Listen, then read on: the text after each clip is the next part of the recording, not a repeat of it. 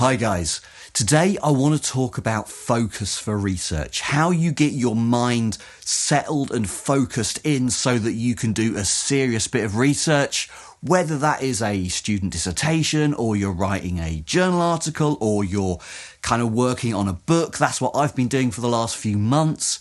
Okay, so I want to start off by telling you a story. So a couple of weeks back, I'm going to have a philosophy chat with a friend. We're going to meet online and I get myself all set up. I'm there a bit too early. So to pass the time, I start tinkering around on my laptop with some work I'm doing, kind of getting really into the thoughts. And you know what? Before I realise it, I've missed the time to chat with my friend. So I kind of write him an email saying, oh, I'm really sorry. I just kind of got carried away in the research I was doing, and I completely missed the slot to talk with you. I'm thinking he's going to be a bit pissed off with me. And actually what he says is really surprising. He says, I think it's great that you can hyperfocus so well. And that really made me think. It took me by surprise, but it got me thinking that this feature that I've always thought of as a bit of a kind of a fault, right? That I get very wrapped up in ideas and kind of lose my sense of, time or what I'm meant to be doing. I kind of get carried away with the thinking. I've always thought of that as a problem, like lost in the clouds. And he was saying, no, actually, it's a really good thing. And yeah, he's right in the sense that I probably wouldn't be able to do my job as a researcher and I wouldn't be able to achieve the kind of things I want to, like writing books, really. That's kind of really what motivates me. To work in academia, to be a philosopher, to kind of write books, communicate my ideas, as well as the teaching and the stuff I'm doing here on YouTube. I wouldn't be able to do that unless I could get my mind in that kind of state where other stuff, time, appointments and things don't really matter.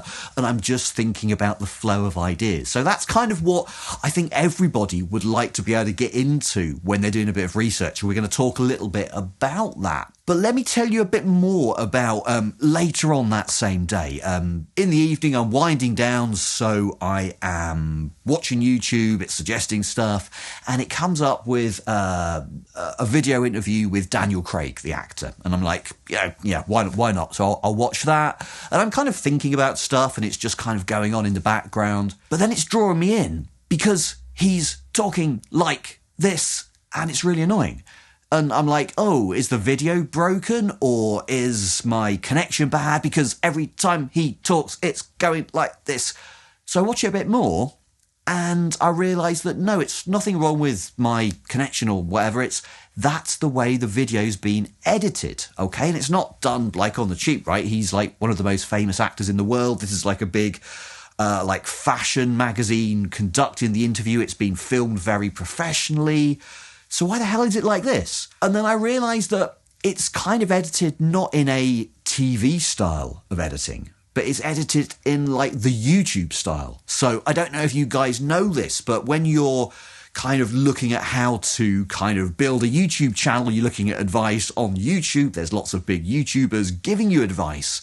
And one of the things they all tend to say is, in order to keep people watching your videos, just cut out all the crap. Okay, so all the ums, all the ers, all the pauses, the mistakes, the repetitions, just chop, chop, chop, chop, chop. Now, obviously it makes sense, if you make a big mistake in what you're saying, or you pause for ages and you have a drink or whatever, you're going to edit that out. Otherwise, it's just really boring and you're kind of taking the piss with your viewers' time. Okay, so this isn't me going off on one about YouTube editing or whatever. And to be honest, I think there's a lot of value in that. So for instance, when I shoot a video, I might talk into the camera for about an hour. And when I chop that down to a video for you guys, it might come out as about 20 minutes. So that's why I always say, if you watch a 20-minute video on Logic that I've done, that's kind of the same as sitting in an hour of a lecture. So you're getting value there in the sense of it's a whole hour's worth of lecture, but chopped down to just 20 minutes because, time is precious. But I guess the first point I'm making here is that all of this can be taken to extremes. You chop things down too much and it just kind of becomes unwatchable, unlistenable. But the real question I'm asking here is, why do we have this kind of expectation that everything should be kind of super fast and super short? And what is the knock-on consequence if that is the kind of primary stuff that we are consuming in a lot of our time? What is the consequence of that for our kind of ability, our mind's ability to focus on longer activities? And I think the link between these two stories, it kind of hit me because both of them happened on the same day for me. So I'm thinking about focus for research, and I'm thinking about, why the hell is all the kind of modern media production done in this hyper kind of chopped up way? It got me thinking that these ideas are connected, because in order for your mind to focus on anything, but on research in particular for kind of serious periods of time, it kind of has to have a certain amount of training to do that. You can't really do anything serious kind of just off the bat. You need to kind of train your body, your mind, whatever. How do you train your mind for anything? Well, it's kind of just like what you do, the kind of things you experience, and the kind of media in particular that you consume in your daily life that trains your mind for a certain window of expectation or a window of focus. So let me put it like this, right? If what you spend a lot of time watching are shorts, like 1 minute long episodes, your brain is kind of expecting stuff to happen in 1 minute chunks. Your window of focus, your expected window of focus is going to be a minute. And if you spend an hour watching shorts, it's not the hour that you're training your brain for, it's the 1 minute interval. Okay, so by watching lots of very short, chopped up media like this, you're making it harder for your brain to then switch into long-term focus mode if you want to go off and do some research. You can't do research in a minute. You can't do research in an hour. Research takes time to settle yourself in, think through the thoughts, and just kind of be there for long periods of time. I think the main reason that I've found that I'm able to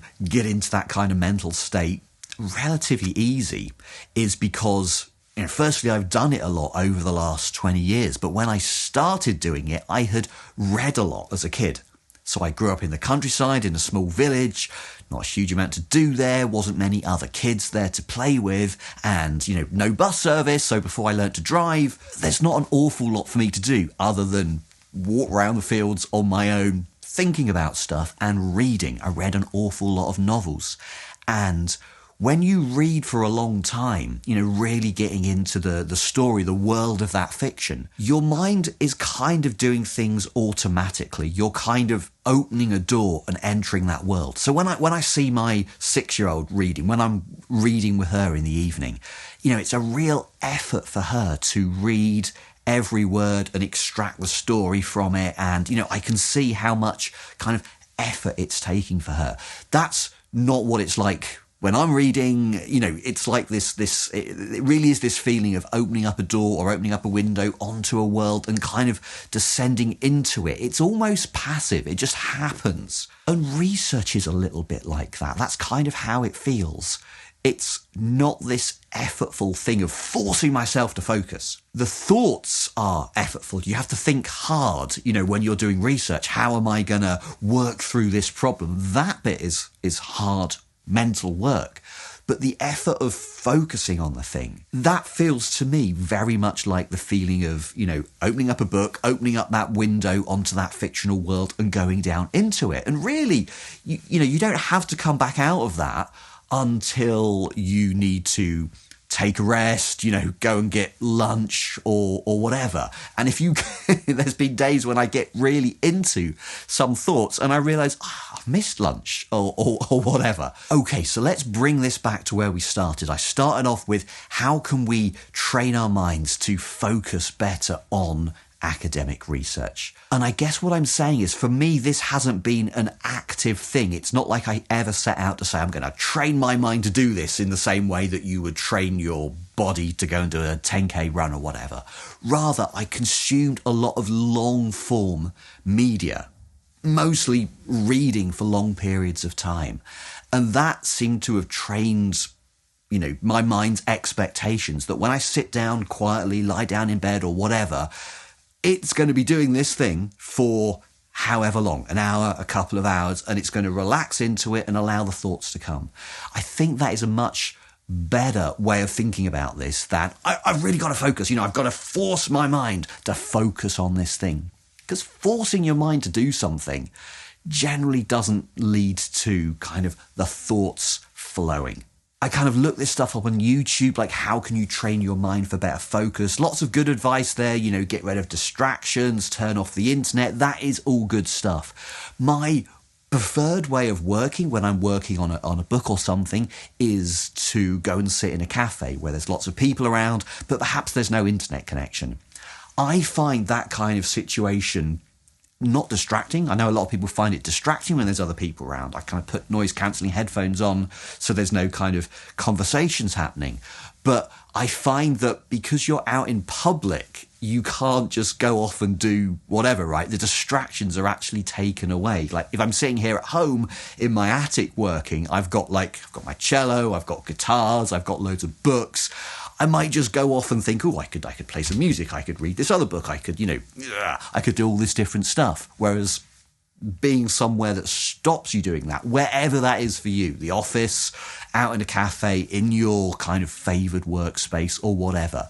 So you find that space where you're feeling most relaxed, most free from distractions, but you're not really forcing your mind to work. You're just relaxing into that feeling of research. And if that is something that is just really difficult at the moment for you to do, and you want to be able to do that more easily, my suggestion is spend plenty of your free time consuming that long form media, like reading a book for a couple of hours, relaxing into it. That just kind of gives your mind that expectation. And when you sit and do that, it can just relax in, free from distractions, and focus on whatever you want it to focus on.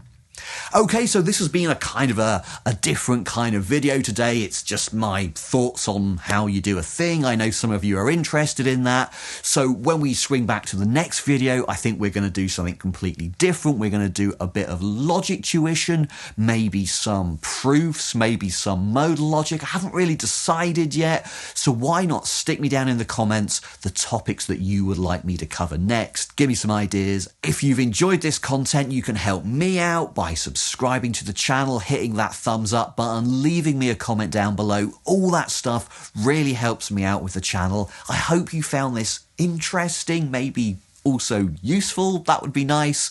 Thanks so much for watching this far. Thank you to all my Ko-Fi supporters for making this content possible. I really appreciate it, and I hope to see you guys back here on Attic Philosophy soon.